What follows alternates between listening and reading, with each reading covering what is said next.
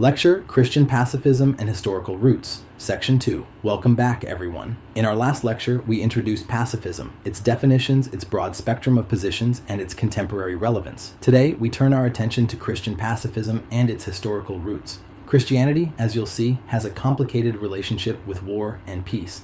At times, it has stood firmly for absolute nonviolence, and at other times, it has sanctified warfare as a holy cause. To understand pacifism in Christianity, we need to trace its journey from the earliest church to the Middle Ages through the Reformation and into modern times. Early Christianity, a commitment to nonviolence. In the earliest centuries of the Christian movement, followers of Jesus stood out because of their radical commitment to peace. They refused military service, even under the threat of persecution. They would not swear loyalty to the Roman Empire in a way that compromised their allegiance to Christ. Many accepted imprisonment and martyrdom rather than compromise their conviction that violence was incompatible with Jesus' teachings. Why such a strong stance? The early Christians were profoundly shaped by Jesus' Sermon on the Mount. Blessed are the peacemakers, love your enemies, and turn the other cheek. For them, this was not poetry but practice. Pacifism was understood as the natural consequence of discipleship. The shift, just wars and holy wars. As Christianity became the official religion of the Roman Empire, things changed dramatically.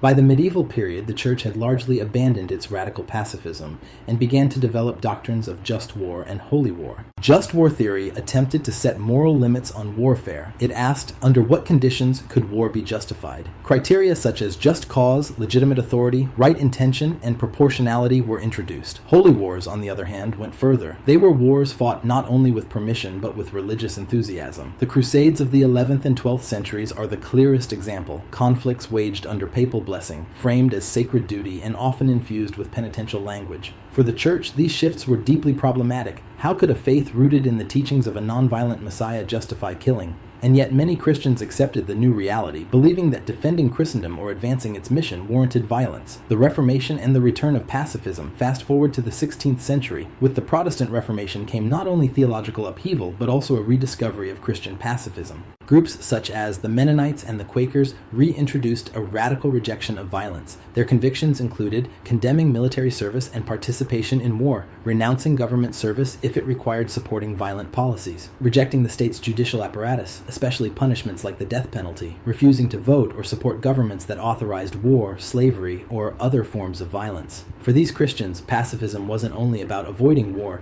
it was about rejecting the entire system of violence that upheld society. They saw themselves as a counter-witness, embodying an alternative social order based on love, peace, and goodwill. Their influence was significant. They played a major role in the abolition of slavery, in opposing the American Civil War, and in consistently standing against militarism in all forms. The American pacifist tradition.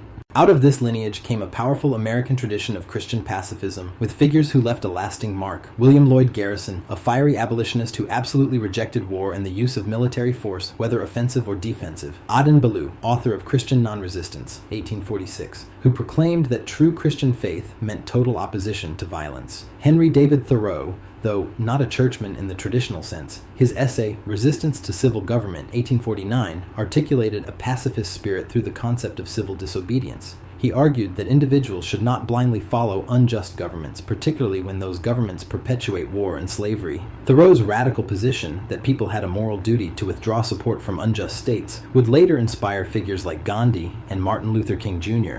The deeper significance. What we see here is that Christian pacifism has never been mainstream or dominant, but it has been a consistent prophetic witness. It challenges the state's claim to absolute authority. It resists systems of coercion and domination. It insists that true transformation of society comes not through violence, but through moral witness, example, and acts of goodwill. For groups like the Quakers and Mennonites, this sometimes meant being marginalized, persecuted, or dismissed, but their contributions have been profound. Without their pacifist convictions, the abolition of slavery and later civil rights struggles in America might have taken very different forms. Closing. So, to summarize Section 2, early Christians practiced radical nonviolence, refusing military service. The medieval church embraced just war and holy war, aligning more closely with state power. Reformation groups like the Mennonites and Quakers revived pacifism, rejecting the state's violent systems. The American pacifist tradition, through figures like Garrison, Ballou, and Thoreau, carried this witness into movements for abolition, civil disobedience, and social justice.